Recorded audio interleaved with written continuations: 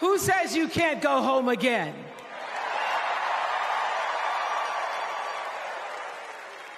After watching the Obamas last night, that was some epic fire, wasn't it? Some epic fire. We're now so fired up, we can't wait to leave here and do something.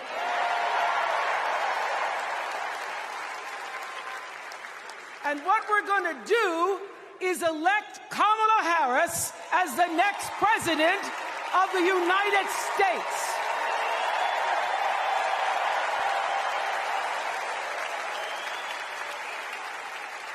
I am so honored to have been asked to speak on tonight's theme about what matters most to me, to you, and all of us Americans: freedom.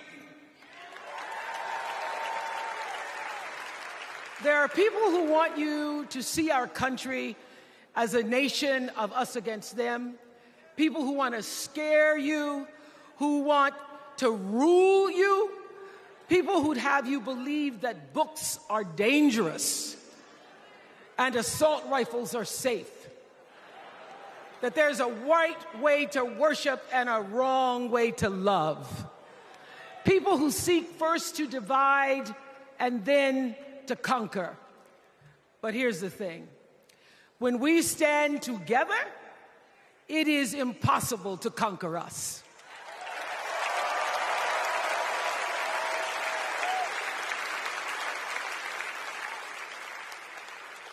In the words of an extraordinary American, the late Congressman John Lewis,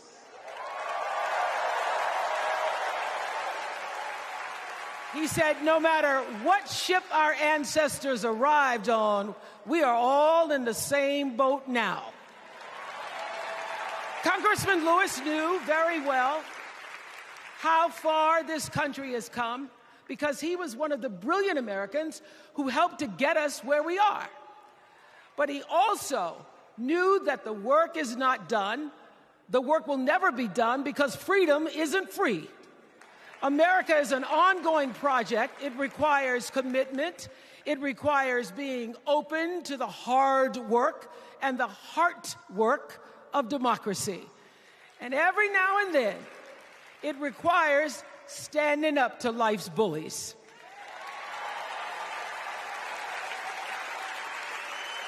I know this. I've lived in Mississippi, in Tennessee, in Wisconsin, Maryland, Indiana, Florida, Hawaii, Colorado, California, and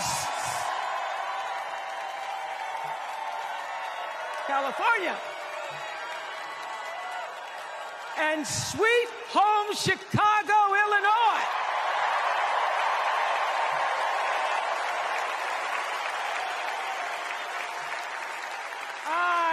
Have actually traveled this country from the redwood forests, love those redwoods, to the Gulf Stream waters.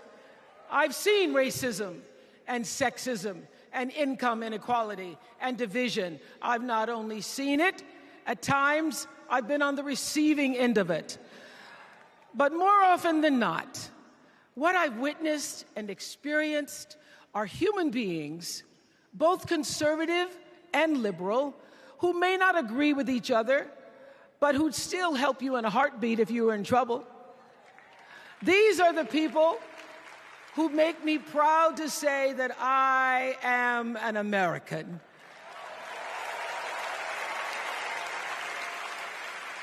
They are the best of America.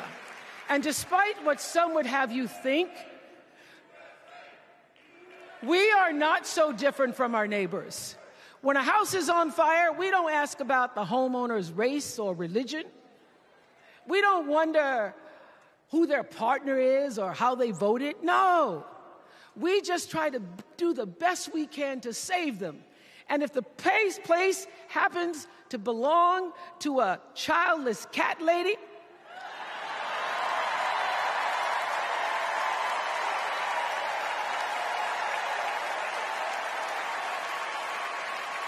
well, we try to get that cat out too.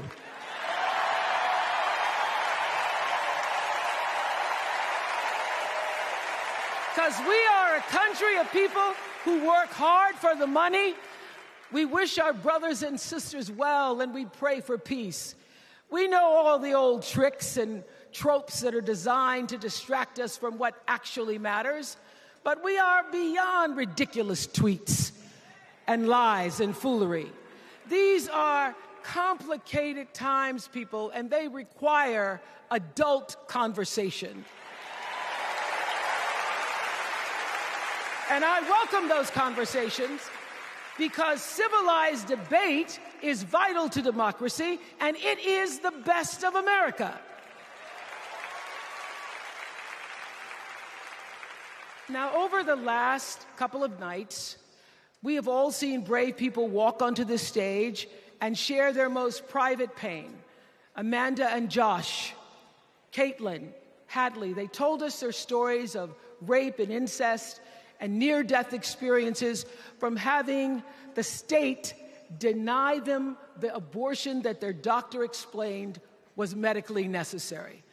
And they've told us these things for one reason, and that is to keep what happened to them from happening to anybody else. Because if you do not have autonomy over this,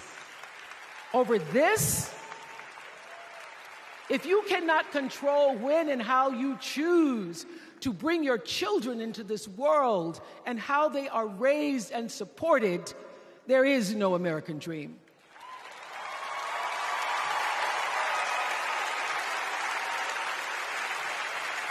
The women and men who are battling to keep us from going back to a time of desperation and shame and stone-cold fear, they are the new freedom fighters. And make no mistake, they are the best of America.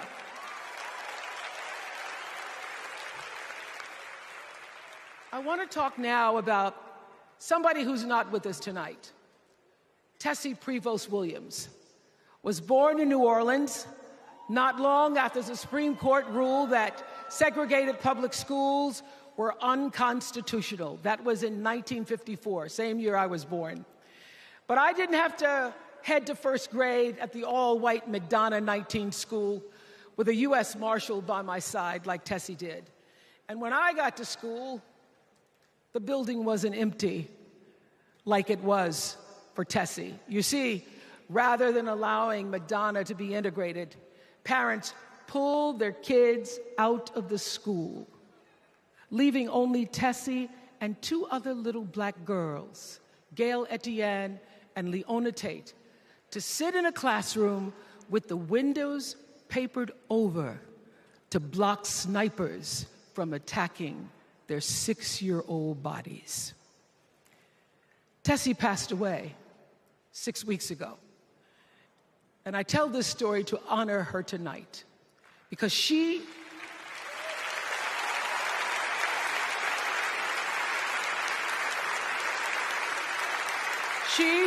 like Ruby Bridges and her friends, Leona and Gail, the New Orleans Four, they were called. They broke barriers, and they paid dearly for it.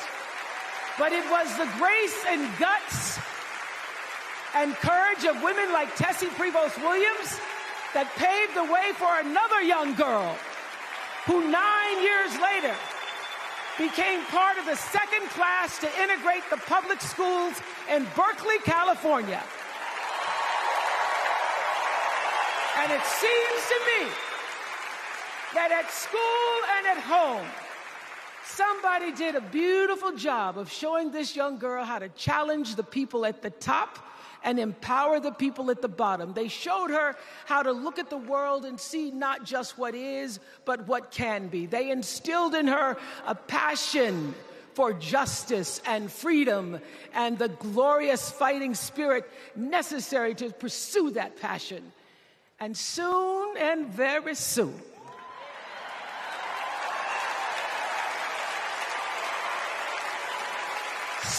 very soon, we're going to be teaching our daughters and sons about how this child of an Indian mother and a Jamaican father, two idealistic, energetic immigrants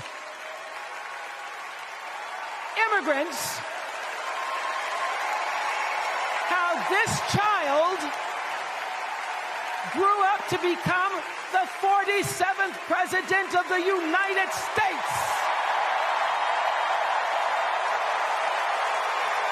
That is the best of America.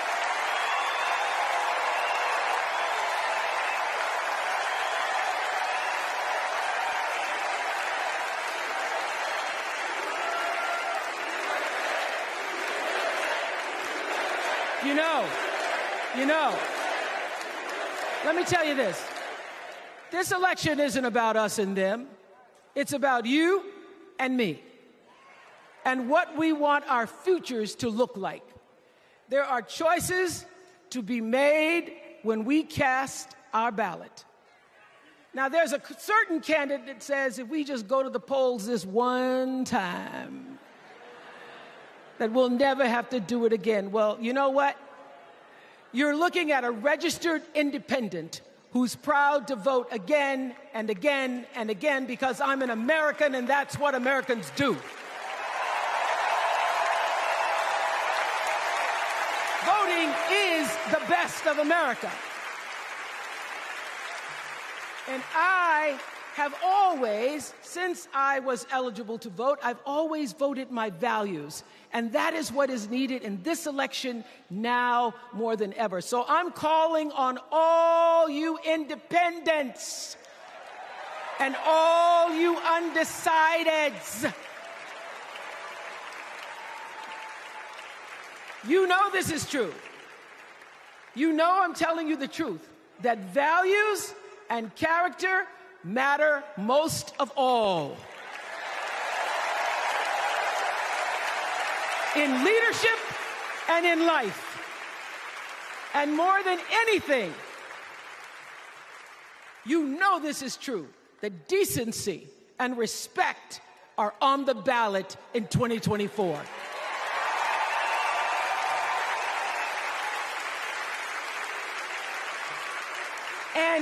And just plain common sense. Common sense tells you that Kamala Harris and Tim Walz can give us decency and respect. They're the ones that give it to us. So, we are Americans. We are Americans. Let us choose loyalty to the Constitution over loyalty to any individual. Because that's the best of America. And let us choose optimism over cynicism, because that's the best of America. And let us choose inclusion over retribution. Let us choose common sense over nonsense.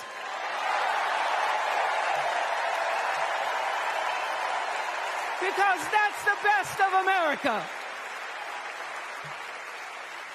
And let us choose the sweet promise of tomorrow over the bitter return to yesterday.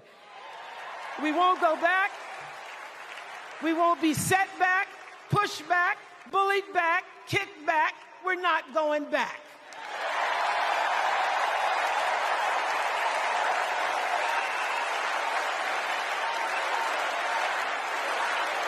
Not going back. We're not going back. So, let us choose. Let us choose truth. Let us choose honor. And let us choose joy.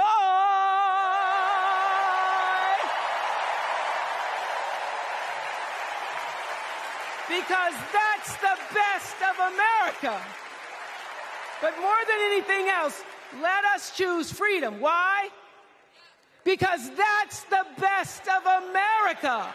We're all Americans, and together, let's all choose Kamala Harris.